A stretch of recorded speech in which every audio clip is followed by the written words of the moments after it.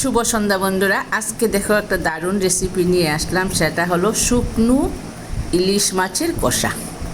ভীষণ tasty tasty একটি রান্না। তোমরা ভিডিওটা ভালো করে দেখো, খুব ভালো লাগবে। এই বেলাতে আর কিছুই লাগবে না, সমস্ত রান্না ফেলে, মাছ মাংস সবজি যা রান্না হবে সব কিছু ফেলে এই মাছের কষাটা দিয়ে খেতে পারবে। এটা লোনা কষা।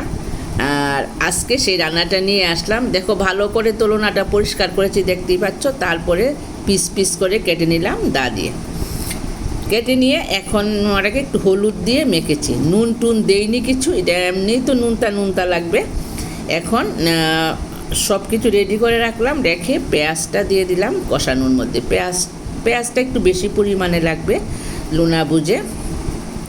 তো একটু ভালো করে আগে পেঁয়াজটাকে একটু ভালো করে ভেজে নিতে হবে, একটু লাল লাল হতে হবে, যাতে পেঁয়াজের থেকে একটা টেস্টি বের হয়। পেঁয়াজ কষানোর মধ্যে, ভাজার মধ্যে কিন্তু রান্নার টেস্টিটা আসে বেশি। তো পেঁয়াজটাকে একটু ভালো করে কষিয়ে নিতে হবে। এখন একটু হলুদ, তারপরে একটু লঙ্কার গুঁড়ো দিতে হবে, মেইন যে লঙ্কাটা, আবার কাঁচা লঙ্কাও দিতে হবে রান্নাটার মধ্যে। এই গরম গরম ভাতের সঙ্গে একবার করে খেয়ে দেখো, এইভাবে না খেলে মিস করবেন। আর ভীষণ স্বাদের একটি রান্না আজকে আমি নিয়ে আসলাম। পেঁয়াজটা একটু কষানো ভাব ধরে, চাই একটু হলুদও দিয়েছি, কালারটা বেশ সুন্দর হয়ে গেছে।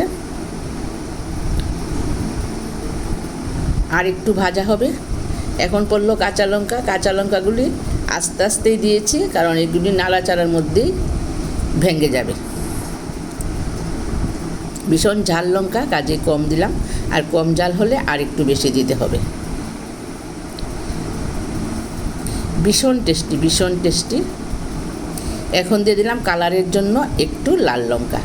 আর একটু কালারফুল হলেই রান্নাটা ভালো লাগবে দেখতে, আর খেতেও ভীষণ ভালো লাগবে।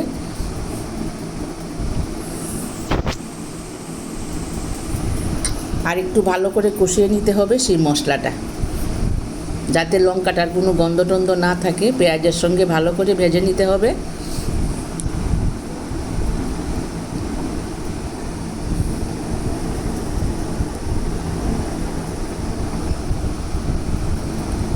মোটামুটি কষানোটা ভাজাটা হয়ে আসছে।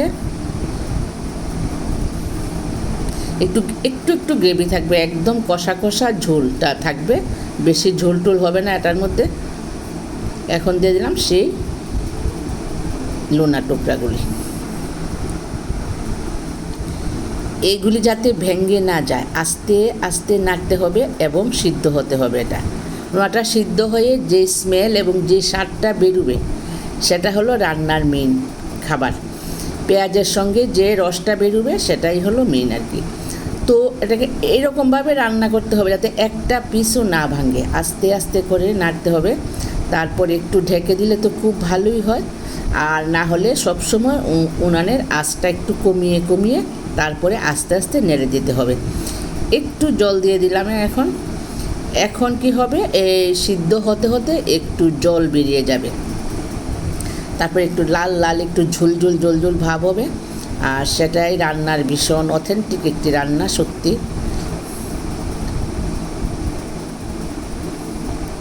লোনাটা অনেকেই অনেকভাবে খায়। সেই ইলিশ মাছের, শুকনো ইলিশ মাছ বলি আমরা, লোনাও বলি। তো শুকনো ইলিশ মাছের রান্নাটা অনেকেই অনেকভাবে খায়। আর এইভাবে একবার করে খেয়ে দেখুন, কি সুন্দর কালার আসছে। আর মাছটা থেকেও তেল বেরিয়ে গেছে।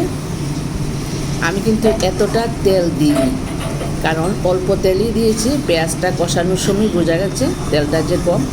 এই যে ভাপে সিদ্ধ হচ্ছে, এতে কিন্তু লোনাটার ভিতর থেকে রস, তেল সবটা বেরিয়ে আসছে। খুব আস্তে আস্তে ধীরে ধীরে রান্নাটা করতে হবে। এখন একটু ঢেকে দিলাম। এই ঢেকে দেওয়ার মধ্যে রান্নার স্বাদটা পুরোটা উঠে আসবে। ঢাকনিটা সরিয়ে নিচ্ছি। এখন দেখো কি সুন্দর হয়েছে কালার। এই হলো রান্নার কালার আর রান্নার মজাটা। অসম্ভব টেস্টি, ভালো করে রান্নাটা করতে পারলে।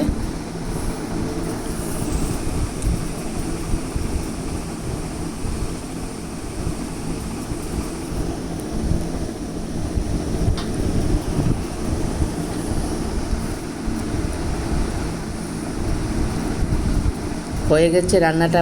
আশা করি বন্ধুরা ভালো লাগবে। যদি ভালো লাগে আমার চ্যানেলটাকে একটা লাইক একটা সাবস্ক্রাইব দিয়ে পাশে থেকো।